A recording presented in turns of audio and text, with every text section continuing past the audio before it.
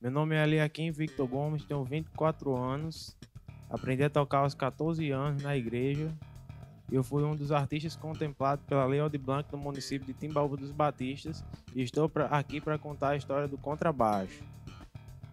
Então, galera, eu vou ler aqui um pequeno texto que conta a história do contrabaixo.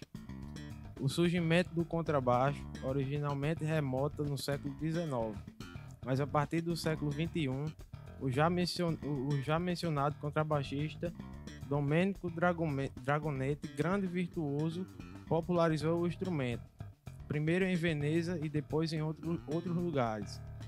O contrabaixo é um cordofone, instrumento de cordas friccionadas por um arco transpositor. Soa uma oitava abaixo do que se lê na partitura. Também tocado por pizzicato, beliscado em italiano. Dentre outros instrumentos da família das cordas na orquestra, é um registro mais grave e também o de maior tamanho, usado em grandes orquestras em famílias de até 12 instrumentos e usado sozinho na música de câmara, jazz e música popular. As suas cordas, da mais aguda à mais grave, possuem a seguinte afinação: Sol, Ré, Lá, Mi. Há também baixo de 5 cordas, possuindo uma corda mais grave afinada em Si, ou mais raramente em Dó.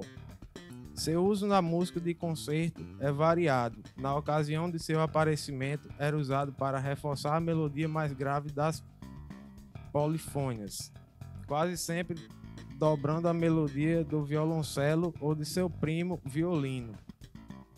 A partir de Beethoven, ele passa a ser usado separadamente do violoncelo e no final do século XXI, seu timbre passa a ser mais explorado nas orquestras de formas variadas, misturadas aos sons do fagote, contrafagote, clarone, etc. Muito além dos seus companheiros antigos de partitura, o violoncelo e os tímpanos. Também no século XXI apareceram as primeiras peças para o seu uso solístico em música de câmara e orquestral, às vezes afinado em Ré, um tom acima da afinação normal, num ato desesperado de trazer seu timbre para o primeiro plano da massa harmônica.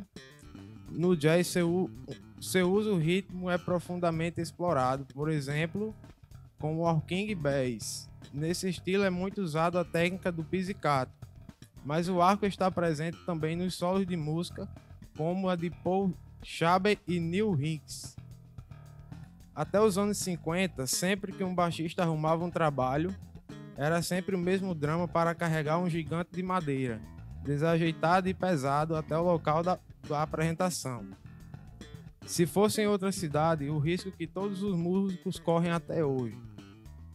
O descaso dos funcionários do trem, ônibus, navio ou avião com o transporte da bagagem. Sobrevivendo à viagem, havia o problema do volume um tanto discreto do instrumento não microfonado. Em se tratando de uma banda, execução e entonação com sua longa escala sem trastes e cordas altas. Foi então que o homem mudou para sempre o mundo da música, dando ao contrabaixo um status até desconhecido. Léo Fender, um técnico em eletrônica de 42 anos, do sul da Califórnia, lançou no fim de 1951 o mais revolucionário instrumento musical do século XXI. Inspirado na guitarra elétrica Telecaster, a primeira de corpo sólido com características contemporâneas, que ele colocara no mercado apenas um ano antes. Fender criou a guitarra baixo elétrico, ou simplesmente baixo elétrico, batizando-o de Precision, já que os trastes em suas escalas de 34 polegadas permitiam precisão nas notas. Rapidamente tornou-se conhecido entre os músicos, passando a ser chamado por eles de Fender Bass. Por algum tempo, o tamanho da escala considerado ideal até hoje foi escolhido após muitas pesquisas e testes de erro e acerto por Léo e seu companheiro George. As escalas de 30 polegadas não permitiam que a corda vibrasse o esperado para conduzir um bom som, e a de 36 polegadas dificultava o músico pelo tamanho das casas. Seu desenho era arrojado e totalmente diverso do contrabaixo tradicional, assim como das tentativas fracassadas feitas anteriormente por Ampeg Gibson, Audivox e Regal. Seu corpo em ASH, com 2 recortes para permitir o acesso às notas mais agudas. Braço em maple, fixado ao corpo por 4 parafusos, com tarraxas Glusson de um só lado da mão e um captador em alnico, liga de alumínio, níquel e cobalto, com controles de volume e tonalidade. Ele era ligado a um amplificador desenhado especialmente por Fender para produzir as frequências mais baixas do instrumento.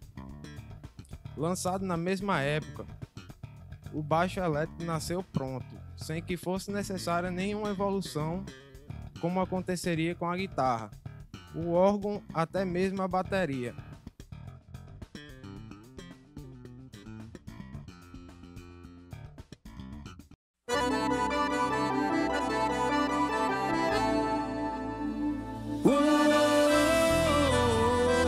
É pra sofrer com Natanzinho.